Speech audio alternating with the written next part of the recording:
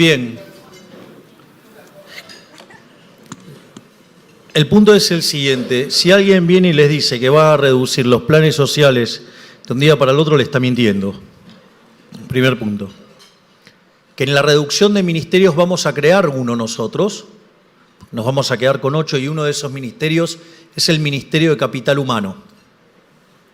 El Ministerio de Capital Humano integra básicamente 4 áreas. Está lo que es niñez y familia, está lo que es salud, está educación y empleo.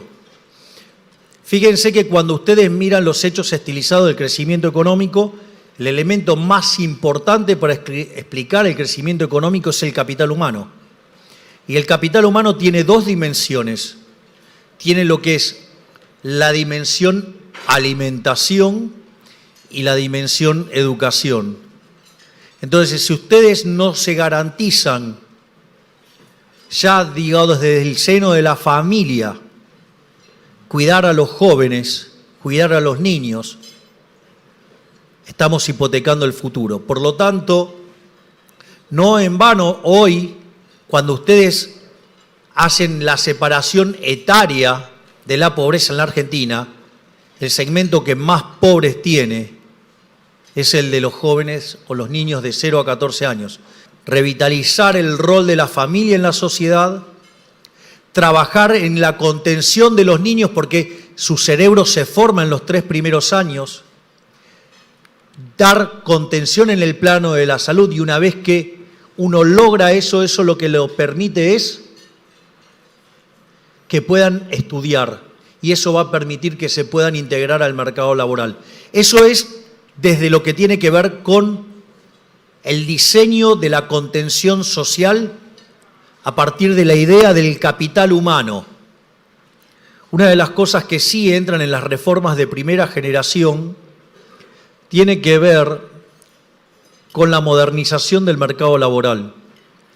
Nosotros estamos pensando salir de este sistema, ¿sí?, lleno de trabas, de regulaciones y restricciones que hace que Argentina no pueda crear puestos de trabajo en el sector privado desde el año 2011, e ir a un sistema de seguro de desempleo. Eso en una situación donde además nosotros también estamos proponiendo reformas en el plano fiscal, digamos, más conocido como el plan motosierra, o digamos que una vez que seamos competitivos fiscalmente y que seamos competitivos laboralmente, ahí vamos a estar en condiciones de abrir unilateralmente la economía. Y obviamente que en paralelo vamos a avanzar en dolarizar.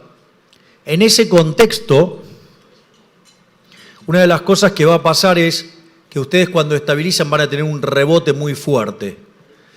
Y en estas condiciones que estamos planteando, con mercados laborales que van a ser flexibles, con un contexto donde se va a favorecer el hecho de que los agentes sean libres y por ende esto va a implicar un rol muy importante para el ahorro y para la inversión. Es decir, en un mercado laboral flexible eso va a implicar que desde donde estamos arrancando va a ser muy intensivo en trabajo. Entonces vamos a tener mucha intensidad en creación de puestos de trabajo genuinos, vamos a tener mejora de los salarios reales como consecuencia del aumento de la productividad, y además los mejores salarios además van a impulsar un aumento de la PEA.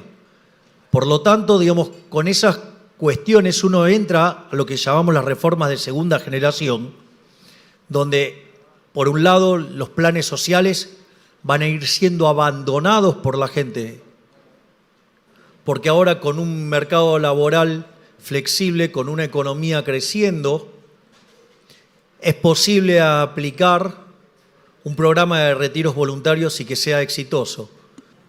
¿Cuáles categorías de gastos en concreto reduciría o eliminaría? Bien.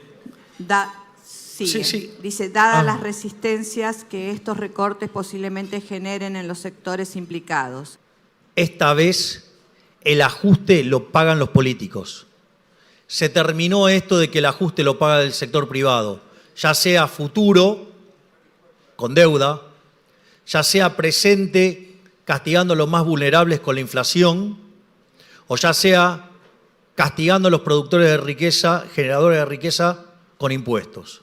Y las partidas que vamos a tocar son partidas de donde roban los políticos. En ese sentido, nosotros estamos planeando eliminar de cuajo la obra pública e ir a un sistema de iniciativa privada a la chilena. Es decir, ¿va a haber obras de infraestructura? Sí, pero van a ser a riesgo del sector privado y sin que se involucre la lacra ladrona de los políticos. Nadie puede comprar favores que el político corrupto no tiene para vender. Es decir, la corrupción siempre es pública, siempre es del Estado, siempre son los políticos, porque el que tiene el monopolio de la violencia es el Estado. Es decir, el origen de la corrupción es el Estado. Otra partida que aporta también mucho para lo que es el ajuste y que básicamente lo pueden usar solamente una vez, es todos los recursos que se generan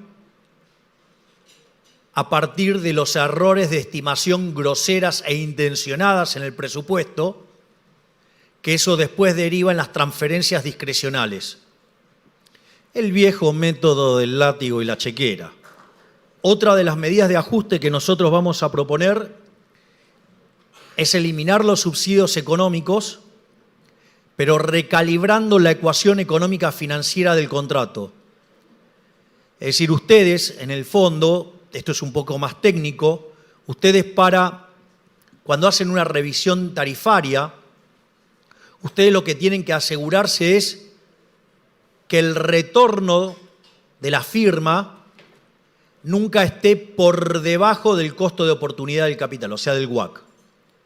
Vean que acá se empiezan a interrelacionar otras cosas, porque conforme ustedes logren bajar el costo del capital, porque logran bajar el riesgo país, es más fácil hacer una recalibración de tarifas. Si ustedes dejan de tener inflación porque están dolarizados, es más fácil recalibrar tarifas en un sendero creciente en el tiempo. Entonces, ustedes también pueden trabajar sobre el flujo de fondos. Por ejemplo, eliminar el impuesto a las ganancias reinvertidas. No le cuesta nada, pero eso es una máquina de inyectar valor. Otra cosa que también, nosotros proponemos es eliminar los impuestos que impactan directamente sobre la factura que nos llega. Es decir, los ajustes los va a pagar la política. Lo tiene que pagar el parásito, no el que crea riqueza. Es decir, basta de este esclavismo fiscal. ¿Somos liberales o somos prebendarios? Nosotros venimos a impulsar la libertad. Por eso la casta política está aterrada. Por eso dicen que no es viable. Por eso dicen que no lo podemos hacer. Porque esta vez los que van a pagar el ajuste con nosotros va a ser ellos. Y después quedan dos partidas más, una más fácil y una más complicada. Una es avanzar en la privatización de esas empresas que están en manos del Estado. Porque ¿saben qué? Les voy a decir algo. El Estado eficiente o el Estado administrando bien las empresas es un oxímoron. No puede haber empresas públicas, es una contradicción en sus términos. No crea riqueza el Estado. No crea, el único que crea riqueza es el empresario, el emprendedor, el tipo que cuando va e invierte la guita se la juega y si le sale mal, quiebra. Y después otra cosa que también nosotros vamos a recortar o vamos a hacer el intento, pese a que después, algunos medios que se dedican a operar, después editan la frase y cortan los pedazos. Nosotros dijimos que íbamos a terminar con las jubilaciones de privilegio. Después titularon que nosotros queríamos recortar jubilaciones. Eso para que vean, lo sucio que juegan muchos en esto y tienen complicidad en los medios.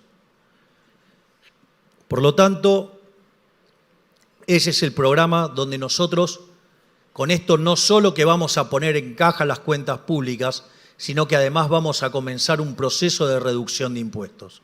¿Para qué? Para devolverles la libertad, para que podamos volver a crear riqueza, porque en el fondo ustedes saben lo que es crear riqueza, no un burócrata detrás de un escritorio que lo único que hace es crear regulaciones para tener kiosquitos. ¿Cuáles serían las primeras medidas de gobierno, que creo que parte las contestó ya, y en qué tiempo se tomarían? A ver, Y es la última, diputado.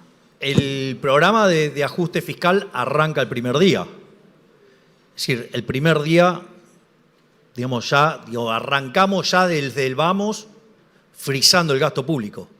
Pero también el primer día que llegamos, mandamos la ley de reforma del sistema financiero que a la postre termine con el Banco Central. Es decir, nosotros tenemos un compromiso de terminar con la inflación en serio.